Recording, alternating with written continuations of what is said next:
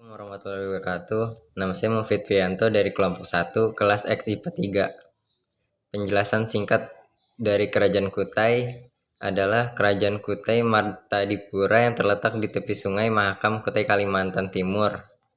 Diperkirakan berdiri pada abad ke-5 Masehi. Kerajaan ini didirikan oleh Kudungga yang merupakan seorang kepala adat yang berpengaruh.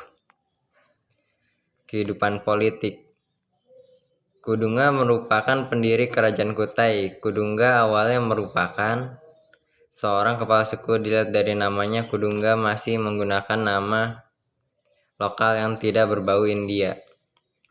Oleh sebab itu, para ahli berpendapat saat Kudungga menjadi raja, pengaruh agama Hindu baru mulai masuk ke Nusantara. Kudungga kemudian mewariskan tahta kepada keturunannya, Aswawarman. Kudungga mempunyai putra bernama Aswawarman yang menjadi raja dalam Yupa. Ia disebut seperti Dewa Ansuman, Dewa Matahari, dan memiliki julukan Wamsakerta atau pembentuk keluarga atau dinasti Hindu. Alasannya adalah Asmawarna diperkirakan merupakan raja pertama yang telah menganut agama Hindu saat ia memimpin.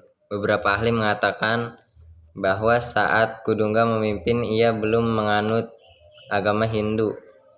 Saat itu dia masih berperan sebagai kepala suku yang pada akhirnya mempunyai keturunan sebagai Raja Kutai.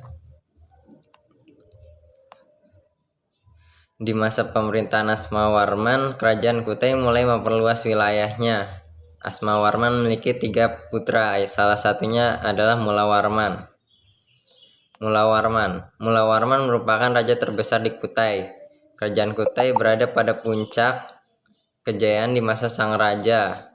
Wilayah kekuasaan Kerajaan Kutai meliputi hampir di seluruh wilayah Kalimantan Timur. Saat itu rakyat Kutai diketahui hidup sejahtera dan makmur.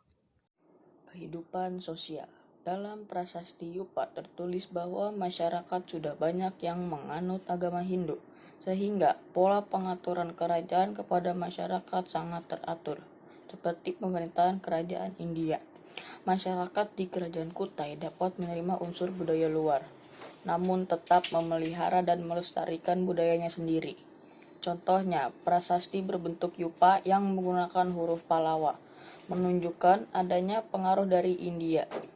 Sedangkan Yupa sendiri merupakan bentuk perkembangan dari menhir, kebudayaan asli nenek moyang bangsa Indonesia zaman Megalitikum.